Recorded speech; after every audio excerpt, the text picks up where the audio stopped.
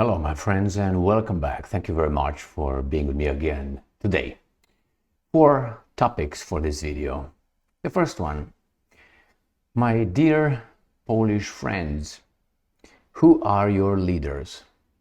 Your leaders might get you in a hot war with Russia, and we're going to find out at least one of your so-called leaders, I think, is not working for you. That is Mr. Sikorski, your foreign minister. Second topic, Germany, UK will provide helicopters, certain kind of helicopters to Ukraine, but that's not an escalation. Third one, we find out that according to the United Nations, the IDF, Israeli Defense Forces, destroyed an office in the West Bank. They used a bulldozer. And the last one is Iran will attack Israel within days. All right, so the ping pong game is going on between the two countries. So start with the first topic right here. Poland hopes NATO will start shooting down Russian missiles over Ukraine. This is Sikorski. I will show you who this Sikorski is. So Poland hopes that NATO will start shooting down. NATO or Poland? And then the other article here from Ukrainska Pravda, Poland's foreign minister hopes Warsaw will be allowed to shoot down Russian missiles over Ukraine. So first, Poland as an independent sovereign country needs permission from NATO to shoot down Russian missiles. Why is that? Oh, it's just some little details in NATO doctrine? Or do you think that the courageous need support from other courageous countries? Well, as I said many times before, numbers show courage and being alone shows cowardice, right? No, of course not. So first point, who allows you to conduct your foreign policy? Well, I know it's part of NATO. If NATO allows Poland, NATO being the United States of America, don't fool yourselves, will allow Poland to shoot missiles, incoming missiles over the Ukraine airspace, what do you think the Russians will do? I tell you exactly what they will do. Not because I talked to Putin lately, it's because they said it. And unfortunately for some, the Russians are consistent in their actions. Their statements usually match their actions. So when they say that they will punch you in the face, they will punch you in the face. If they say they will give you $1, they will give you $1. In this case, I think Poland exposes itself to a direct attack by Russian missiles. If you are so delusional to think that that is going to be nothing, I think the Russians will have no patience with you guys, and he will use, or they will use, nuclear weapons. And then what? Are you going to use your nuclear weapons? Remember, the battlefield will be Poland, not the United States of America, who gives you green light. Should they hit missiles over another country's airspace? No, definitely not. There's no, I don't want to say justification, because you always can make a justification to do anything, how illogical or how imbecilic that can be. The Russians told them, you do that, that is a NATO-enforced no-flight zone over Ukraine. NATO, the defensive alliance, did the same thing in Libya, and Gaddafi got... So that's the same goal here with Putin. He's not going to allow that. So let's see who this Sikorski is. Sikorski obviously is the foreign minister of the great country of Poland. Here, we're going to just go to the easiest, the lowest hanging fruit. Radoslav Tomasz Sikorski, right? Here he is, in person. It says he was born on 23rd of February, 1963. He serves as Minister of Affairs, and what do we find further than that? We find that, right at the end, I like that, a graduate member of Pembroke College in Oxford. Oxford is not in Warsaw, okay? Sikorski worked as a journalist for The Observer, not Polish, And the Spectator, not Polish, between 86 and 1986, Poland was a communist country. 1989, so between these years, that means outside of the Iron Curtain. So he was either a attaché of the special services in Poland, or he was just living over there as a refugee, as a, how do you call it, asylum, political asylum individual. He was a war correspondent in Afghanistan in 1986 before reporting on the conflict of Angola 1989. So he was an important guy in England. So he's an MI6, I would say. But hey, who knows? Sikorski was a member of the conservative think tank American Enterprise Institute, another one. In 2012, he was included in the top list of 100 global thinkers, 2012 published by Foreign Policy magazine, not Polish. In 2015, Sikorski became a senior member of the Center for European Studies of Harvard University. He was a senior network member at the European Leadership Network. He is a member of the Civic Platform, in which he is seen as being part of the party's right wing. All right, now you can say, Emil, there's a very well-connected and educated individual. I agree with that.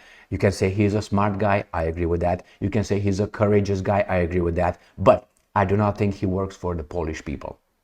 Why? He wants Poland, your blood, to go against the Russian blood. That's dangerous. Some of you might like it. I tell you, it's going to be a bad outcome for Poland. Bad or worse outcome for Poland than the Russians. The Russians, I don't think, will be hit by anything. Poland will be hit. So that's the first one. I'm going to show you something else. He is married, Sikorski. Do you know with whom? I think her name is Anne Applebaum. All right, let me show you who he's married with. Why does it matter? in the how should I put it, in the spy world, a woman spy that marries an important guy whose doors are open from interest from outside, foreign interest, she, I think, has the value of a battalion. Like a military battalion is one woman, someone important in a foreign country. That's according to the ABC 123 of spy book. What's a spy book? Well, let's use the plural. So let's see who this person is, right? It's always good to know. Why? That reveals so many things. All right, let's see what do we have here. We have right here. You see there? Education, Bachelor's of Art, Oxford University, right? And you have Anne Applebaum. Anne Applebaum is an American journalist and historian. There you go. So she's just a person. She worked for The Economist and The Spectator, the same. That's where they, she won a Pulitzer Prize. That's how you do. You give them this and then you quote them as being, see, Pulitzer. So she has a heavy thing over there. So let's see what else we can find out. Here, obviously, we can find a lot from people's, how do you call it, past. Right? She was born in Washington, D.C. to a Reform Jewish family. So she is a Jewess. Okay, nothing wrong with that. Isn't Zelensky Jewish as well? Isn't he? Does it matter? No, it's just a coincidence. Isn't the Prime Minister of Ukraine, Denis Shmyhal, Jewish? Yeah, well, it's just a coincidence. Then you got Yermak, the chief of staff of Zelensky. Isn't he Jewish? Yeah. Wasn't Reznikov, the defense minister of Ukraine, Jewish? Yeah, he was. Isn't the defense minister in Great Britain, Mr. Shapps, isn't he Jewish, defense minister? Yeah, he is. Isn't the foreign minister of the United States of America, Mr. Blinken, Antony Blinken, Jewish? Yeah, he is. It's okay. It wasn't Attal Jewish as well, the prime minister of France at one point. Yeah, it was. It's okay. No connection whatsoever. Don't make any connection. Okay, let's look at Russia. How many of these guys you see in power? I tell you how many. 0. Why? They are anti. All right, so Applebaum with Sikorski is just a coincidence, and they just help one another because they're exceptional people. I think that this Sikorski, who lived outside and he loves his country, is going to get you in a hot war with Russia, and you are going to lose. You, not him. He's going to go back to his MI6 offices in whatever observer and the other one. You don't believe me? Wait. Time will tell. And believe me, and if you don't believe me, please wait and do your research. They wait for NATO's green light. Why is not the NATO overall attacking, like the United States of America attacking? It's coming. This is just a foot in the door. That's the first topic. Let's go to the next topic. This is according to New Voice of Ukraine. Germany, United Kingdom, to give Ukraine Sea King helicopters armed with missiles. This is a de-escalation. Now, if the North Koreans or the Iranians give the Russians anything, that's an escalation. Okay? When we give them, it's a de-escalation. Or just protecting lives. London and Berlin will jointly provide Ukraine with Sea King helicopters, licensed versions of Sikorski S-61. Licensed version of Sikorski S-61 equipped with modern missile systems, the UK government said in a message on its website. According to the announcement, the military aid package will be delivered soon, giving Ukrainian forces new offensive capabilities. However, the government did not specify how many helicopters will be delivered. What is this? I will show you the helicopters. Do you think this is something that was designed in 2010 and they were the first in action in 2000, let's say, 16? No, they were, I think, designed in 1960s. Yeah. 60s. So that's a very new helicopter. You can say, Emil, it's still good. No, I wanted to drive a 1960 designed car, okay? And then you come and talk to me. I do not trust things that were designed a long time ago. Why? Because the technology years are faster than the human years. Like a computer. You buy a computer, obviously. Today, in about a year, is like 20 years of a human being life. It's old, ancient. Technology advances fast. Innovation. So let's see what these helicopters could do. And then let's see what the, I think, reason for this delivery. All right, so let's go to this beautiful, again, easy, the low-hanging fruit Wikipedia page. And here is the Sea King. All right, no, Sea King, Sikorski. Why is it Sikorski, I wonder? Now that we are at this imbecile, this guy, Sikorski. So, let's see, this is type, anti-submarine warfare, medium lift transport and utility helicopter. But he's with missiles. Let's see, when was it designed? Manufactured. He was made between 1969 and 1995. You got that? All right. So what does it mean? When it's manufactured, it means when it's built, not when it was designed. Usually when you design it and you test it, it takes at least 5 years. So that means what? 1960, let's give it 1964. It was designed and then tested until 1969 when the manufacturing process started. Right here, Sea King first flight, 7th of May, 1969. Got it? All right, and it stopped. They don't build it anymore. In 1995. How old were you in 1995? 14, 15, 20, 30? So this is an old helicopter with missiles. You can say, well, it's good. Okay, it's good enough if you upgrade it and so on. My point is this. The Western countries, the politicians, give this garbage, low-level, low-tier weapons to Ukraine. Then they say we are depleted, and they start ordering more, newer, with money, your money, from the manufacturers that are manufacturing fat cats who are profiting because it just happens to be a war in Ukraine. That's the whole scheme. Those guys are making money, the politicians will receive campaign donations and open doors, and you and your children and your grandchildren will pay for it with taxes, with more inflation, and paying for it. And you are going to be better protected. It's just a rotation of weapons. And by the way, the banking system will be heavily involved in this. As I said, 3 pillars of this war. But they have nothing to do with the origins of this war in Ukraine, which is the banking system is the first one. Second one is the military-industrial complex. of various countries. In this case, you just get the Americans manufacturing, arms manufacturing companies like Raytheon, Lockheed Martin, Dynamics, and then they allowed Rheinmetall from Germany to do the same thing. And then the third one is the energy sector, the guys with oil and gas. That's it. And then far, far away, there is the guys that say that you are sick and you need medication. That is the pharmaceutical arm of this planet.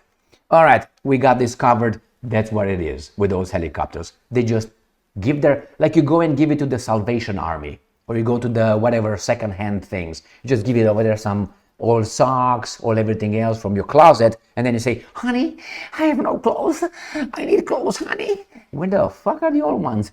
Oh, well, I gave them to the poor people. Yeah. And then I say, wait a minute, but that was last year's, I don't know, whatever blouse that you had. Where is it? Well, there are so many people over there without clothes. And you buy new clothes. That's the reason. And who's paying? I pay. All right, let's go to the next topic. Let's see what the Israelis are doing in Gaza and Lebanon and in the Middle East, which is whatever they feel like. That's the short answer. Sputnik. UNRWA chief says West Bank office destroyed by IDF. IDF is Israel Defense Forces. United Nations facilities disregarded. That's a picture. Now, you can say whatever you want about it. I'm just reporting here. On October 28th, the Knesset, Israel's parliament, passed 2 bills designed to prohibit the activities of United Nations Relief and Works Agency for Palestine refugees in the Near East, in areas under Israeli control. The Jewish state has repeatedly claimed that the UN agency staff have ties to Palestinian movement Hamas. Israeli soldiers have reduced an office of United Nations Relief and Works Agency for Refugees in the Nur Shams camp in the West Bank to rubble, according to the agency's chief. So this guy, Philippe Lazzarini, went on social media to post an image of the building that IDF bulldozers have rendered unusable. He noted that the office had served as a hub to deliver basic services to more than 14,000 Palestinian refugees in the camp, including learning for children, health, sanitation, and social protection. All right, this is the rubble.